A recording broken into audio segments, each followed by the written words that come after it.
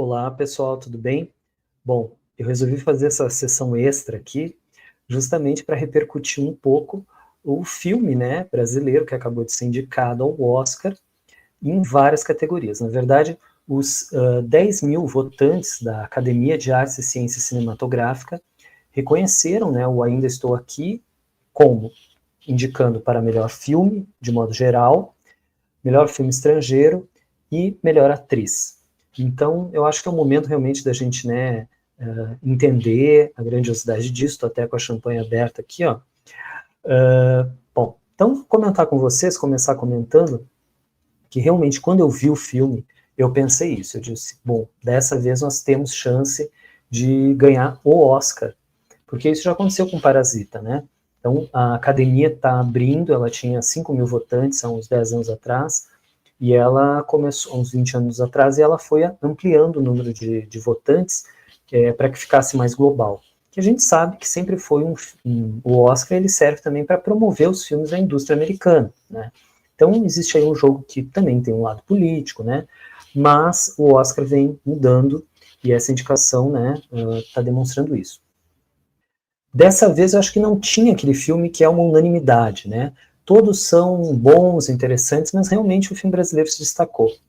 Bom, eu vou dizer para vocês que eu, de cara, resisto a esse oba-oba, né? Essa coisa de que, bom, só porque tem uma suspeita, uma possibilidade, já tem gente, somos os melhores, o brasileiro é o melhor.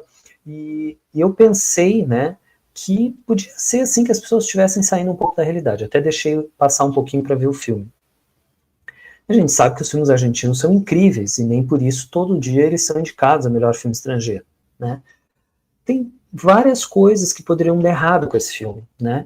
Então eu pensei assim, o filme poderia se tornar uma novelização, no sentido de que acabassem assim virando uma espécie de melodrama, não como Almodóvar, mas como sentido mal de melodrama mesmo, de uma coisa né, muito assim, chorosa, piegas. Podia ser que o filme tentasse esconder demais o terror para ser popular, né? Ou, ao contrário, mostrar mais uma vez explicitamente a tortura, uma coisa que já cansou um pouco e que a gente sente que precisa hoje de outras abordagens. Podia ser também que fosse um filme, assim, uma bolha de marketing, né? Que, bom, o cineasta é bilionário, então... e aí foi criada toda essa bolha de mídia, e do dia para noite todo mundo está falando do filme, mas é porque o cara é bilionário.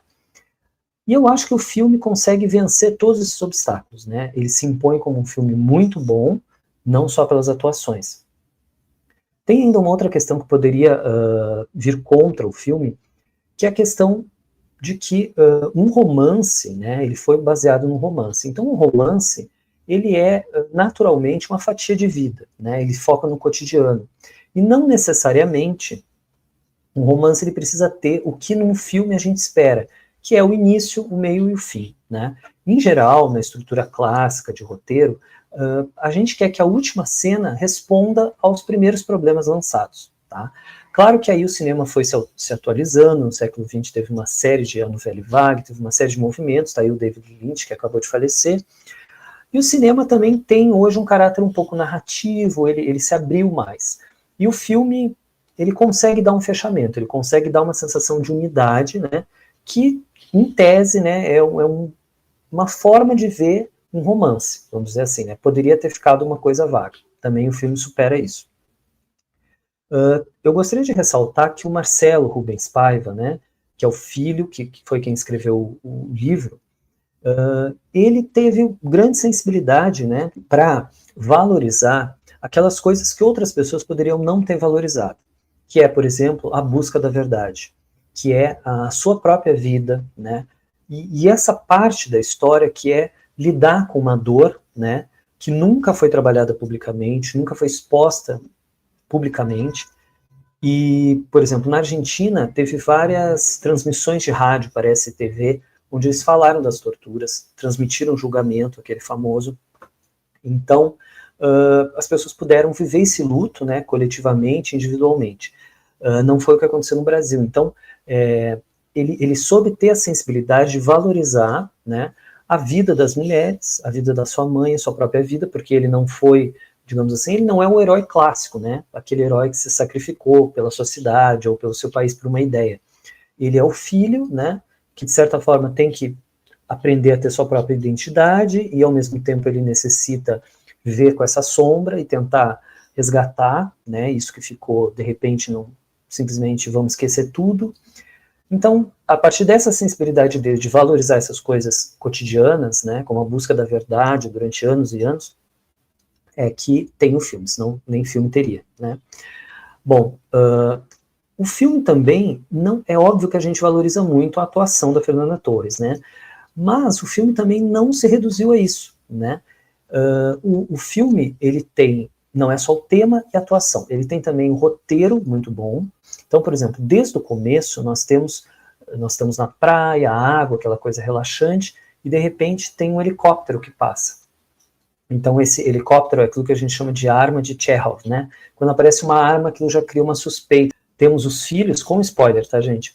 Os filhos que vão separados pela polícia em determinado momento, então, quer dizer, a casa é muito alegre, tem muita gente ali vivendo numa boa, tentando viver numa boa no meio de uma ditadura, mas esses climas do roteiro vão já indicando que vai a semente do futuro. O filme tem uma fotografia belíssima, é uma fotografia que consegue unir, né, todos esses tempos diferentes, porque nós estamos falando de pelo menos 3 épocas, 3 partes, vamos dizer assim, ou 4, e ele tem esse contraste inicial entre uma família em festa, uma casa que está sempre cheia de gente, e, num segundo momento, uma espécie de castelo dominado por figuras sombrias, né, que vão prender essa mulher. E depois tem o futuro, ou seja, né, a parte em que, os dias de hoje, tá? E lembrando que, né, também um mundo meio burocratizado, assim, eu fiquei com a impressão de que, além de ser um mundo mais moderno, né, é um mundo também disso, de uma cor assim mais, essa cor meio tênue, apesar de ela ser uma cor mais luminosa, ela também acaba dialogando com essa questão lembra escritório, lembra papéis, né, eu acho que é uma fotografia que vai dialogando bem com os vários tons do filme. A montagem também é muito interessante. Tem, por exemplo, uma cena onde vai acontecer uma coisa com o cachorro da família lá, e esse cachorro aparece num pequeno trecho, assim, uma pequena ceninha, que ele está tentando sair, né, sair porta fora. Então, é uma montagem muito cuidadosa, né. Depois, por exemplo, quando a gente tem, que é essa personagem nos dias atuais, o mais próximo, ela está revendo os filmes do passado, né, então nós temos cenas também muito interessantes, muito bem cortadas, dessa família no passado, nos anos 60, que não são as mesmas que a gente viu antes, então tudo isso muito bem amarrado na montagem, né. É um filme que não explica demais, né, ele te dá aquele espaço para você também pensar sozinho, né, para você perceber as coisas. Eu, por exemplo, fiquei muito impressionado numa cena em que ela conta dinheiro, né? Então ali está tendo todo um spoiler, vamos dizer assim, do que vai acontecer com essa mulher no futuro, né? São detalhes, mas as coisas ficam, os quadros que foram resgatados, mas que agora estão num apartamento muito menor, né? Então tudo isso são detalhes assim que ficam, que a gente tem espaço aí para pensar sozinhos. Bom, e vamos falar então da nossa campeã, né? Ela ganhou o Globo de Ouro, acho que nunca tinha acontecido isso com um brasileiro. É uma atuação extremamente comovente.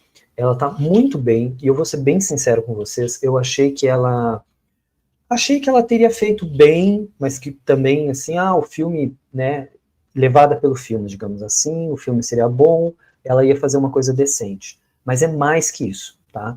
Ela realmente demonstrou ser uma grande atriz, e não é a troco de nada, realmente comparando com todas as outras atrizes ali, ela realmente se destaca.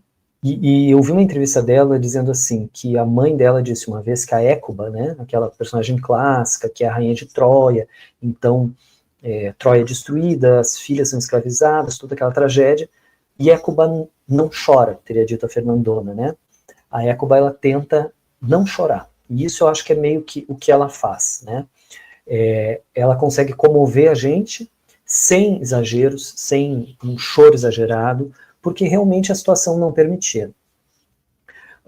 Eu queria lembrar, aqui eu vou deixar um artigo para vocês, que vai contar sobre a vida da Fernanda Torres, né? Ele diz assim: o troféu mais importante viria com Eu Sei Que Vou Te Amar, de 86, de Arnaldo Jabor, no qual Fernanda e Thales Chacon interpretaram um casal recém-casado. O filme competiu no Festival de Cannes e rendeu o prêmio de melhor atriz brasileira no empate com a alemã Bárbara Schukowa. Bom, gente, ela em 86, né? Quantos anos tinha a Fernanda Torres? Então, quer dizer, ela já era uma boa atriz. É que a gente viu ela muito na TV, né? Com Os Normais, depois com aquele outro seriado, que eu não me lembro bem, que eram engraçadíssimos, maravilhosos, mas a gente, assim, não ficou, né? No nosso imaginário, pelo menos no meu, ela como uma atriz trágica, né? Então, aqui, ela vai fazer essa interpretação realista, cotidiana, sem exageros, né, mas que aproxima muito da gente, porque é muito verdadeira realmente, né. Então, quando tem aqueles momentos de terror, de pânico, ela sabe entregar, né, ela sabe assim, demonstrar pra gente o que é aquilo, de estar ouvindo, né, certas coisas e tal. Eu acho legal a gente pensar o que esse filme significou para o Brasil, né, gente, porque já são mais de 3 milhões de pessoas que viram. O Brasil passou por esse sistema de silenciamento, quer dizer, todas essas pessoas ficaram impunes, e existe alguma coisa na arte que é meio assim, sentir para entender, né? Quando a gente sente, entende a situação, né, a partir do sentimento, a gente consegue, cognitivamente também, ter um quadro mais verdadeiro sobre aquilo. A gente sabe que no Brasil, o DOPS aqui de São Paulo, onde mais de 7 mil pessoas foram torturadas, ou mesmo lá no Rio de Janeiro, no 1º Batalhão do Exército, onde o Rubens Paiva foi mesmo torturado e assassinado, não existem lugares de memória, esses lugares não foram tombados, por exemplo. E só para vocês terem uma ideia, quando eu postei isso no Facebook, alguém disse, isso é só uma narrativa. Então, existe uma ignorância muito grande, uma pobreza, né, com relação a essas informações. Também, claro, porque não só a ditadura fez muita propaganda e censura, quanto depois também se vendeu a ideia de que não, ninguém colaborou, né? A gente sabe que muita gente colaborou. Então, esse filme, acho que abriram, né? Assim, se você quer saber o que é uma ditadura, isso aí é uma ditadura. Eu quero fazer agora uma pequena comparação histórica.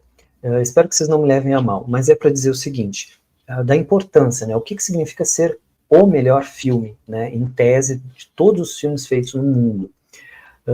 Então, assim, eu acho que o Brasil, quando mais se destacou, foi com Cidade de Deus, de Fernando Meirelles, de 2004, né? Ele recebeu 4 indicações para direção, roteiro adaptado, montagem e fotografia. Vocês veem que aqui não tem nem atuação, né? E nem melhor filme estrangeiro, né? Então, isso demonstra como é difícil, mesmo um filme que foi global e importante no mundo inteiro mesmo, quanto Cidade de Deus, também ele não levou, né, melhor filme estrangeiro. Bom, eu quero fazer uma comparação com o que eu vivi na Argentina, o que eu vivenciei lá.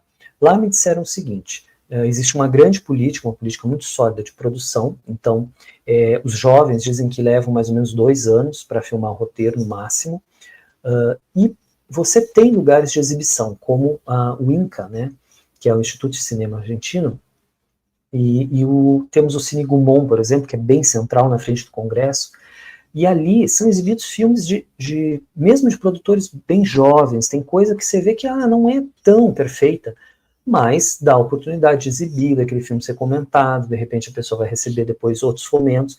Então, esse sistema de produção e de exibição é muito consolidado na Argentina. Mesmo assim, eu acho que nenhum filme argentino foi indicado ao Oscar de melhor filme geral, até hoje, né? Então, mas vamos ver bem como que é isso, né? Vamos ver quais são os filmes que ele foi indicado para filme estrangeiro.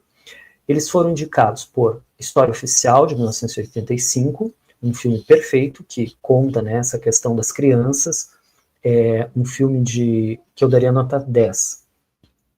Argentina, 1985, de 2022, que também nota 10, um filme que impactou o mundo inteiro, né, bem recente.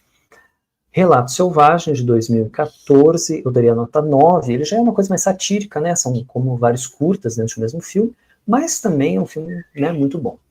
O Segredo dos Seus Olhos, de 2009, que foi um filme não só indicado para melhor filme estrangeiro, mas que também, acho que ganhou, né, mas também que muita gente gosta e tal. Eu não acho que um filme 100%, no final eu não gostei, assim, achei, tem alguma coisa ali que não me pegou, mas eu daria um nota 9, né. Tem A Trégua, do Mário Benedetti, que é baseado num clássico, né, então nota 9 também. Camila, de 1984, é o filme a história de uma moça lá na Buenos Aires colonial, e ela se apaixona por um padre. Então sempre foi contada essa história de uma forma, olha, ela foi seduzida, né? E essa diretora, ela conseguiu trazer então uma nova visão de que, na verdade, ela também tinha protagonismo, ela era um ser pensante e tal. Então o filme foi muito valorizado, por isso eu daria nota 10 também. O Tango, de 88, 98, que eu não assisti, e O Filho da Noiva, de 2001, que eu também não assisti. Bom, vamos para os brasileiros, né? O Pagador de Promessas, de 63, foi indicado ao melhor filme estrangeiro, nota 10. O Quatrilho, de 96, ele foi indicado ao melhor filme estrangeiro. É um filme muito bom, baseado até num romance gaúcho. Na época a gente gostou muito, a Glória Pires está muito bem. É um filme muito bom, que funciona muito bem, mas eu não digo assim que é um filme, nossa, né?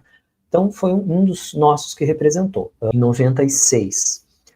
O Que é Isso, Companheiro, de 98, que também eu não considero um filme genial, é um filme razoável, mas muita polêmica também, 7. Central do Brasil, de 99, sim, esse aí é nota 10 com a Fernandona. Então, tudo isso é para dizer o seguinte, mesmo com toda essa produção argentina, né, muito consolidada, com roteiros excelentes, até melhores do que muitos, que eu acho, que brasileiros que foram indicados, eles nunca foram indicados para melhor filme, né, salvo engano. Bom, tem também uma polêmica com relação a esse filme que eu acho que a gente poderia comentar, apesar de que já deu muito bafafá. O Chavoso, da USP, que é um rapaz formado em sociologia, ele vai mais ou menos colocar que, puxa, a ditadura nunca acabou para a periferia, né? E são críticas, assim, até certo ponto coerentes, porque realmente reforça essa questão de que as primeiras pessoas que se conseguiu falar, né, os primeiros relatos e até as primeiras obras de arte foram das pessoas de classe média, das pessoas que tinham, né, acessos internacionais, que puderam viajar. Então, essas histórias foram contadas primeiro, né? Então, essa pergunta, né, que ele meio que coloca assim, bom, e os outros, né? E o que aconteceu com a ditadura para as outras pessoas? Por que eu tenho que gostar desse filme, né? Deixa eu pegar aqui direitinho o nome dela. É uma vereadora chamada Ava Santiago, tá? Ela é a vereadora mais votada da história de Goiás. Ela vai retratar, ela vai dizer uma coisa interessante sobre isso. Ela diz o seguinte, que a gente não presta muita atenção naquilo que a ditadura fez para os pobres, né? Então, na verdade, os pobres foram escravizados, né? A classe trabalhadora foi escravizada, não tinha acesso a nada, trabalhava às vezes por comida, né? Então, os salários baixos, a inflação aumentando. Então, tudo isso foi meio que silenciado, né? Como se, bom, não tanto faz, né? Democracia ou não para os pobres. E a gente sabe que não é bem verdade, né? Então isso eu acho que mostra que a gente precisa, é um convite, né, para que a gente pesquise mais, para que a gente não minimize, né, a dor dessas famílias, sejam ricas ou pobres, e para que a gente busque realmente, né, falar mais dos camponeses, dos indígenas, de todos aqueles que foram silenciados. Bom, então quero comemorar com vocês aqui, dizer que quem não assistiu, vá assistir o filme. Se vocês quiserem, depois a gente pode falar mais sobre ele. Lembrar que no último governo, né, houve uma tentativa de transferir a direção da Ancine do Rio de Janeiro para Brasília, para que houvesse uma seleção diferente. Houve a questão de se abandonar o Memorial da Anistia, por exemplo, né, dizendo, teve muitos problemas com a obra, vamos abandonar. Então, tudo isso reforça a questão de que nós precisamos ter uma memória consolidada, né? A gente tem que lembrar que todas as ditaduras, todas essas pessoas que querem um governo para uma casta, para uma minoria, eles vão sempre tentar silenciar a arte, né? E tirar recursos da arte, polemizar, dizer que todo mundo é woke, todo mundo quer privilegiar algumas que eles chamam, né, identitarismo, né? E na verdade isso é uma falácia, né? Isso é uma forma de tentar ficar com o poder numa casta, né, numa certa supremacia branca. Tudo isso a gente tem que superar e olhar para o passado é uma forma de a gente, né, vencer essas doenças. Então, parabéns, Fernanda, parabéns, Brasil, Walter Salles e todos que colaboraram aí para que o Brasil chegasse nesse resultado. Nos vemos no Oscar.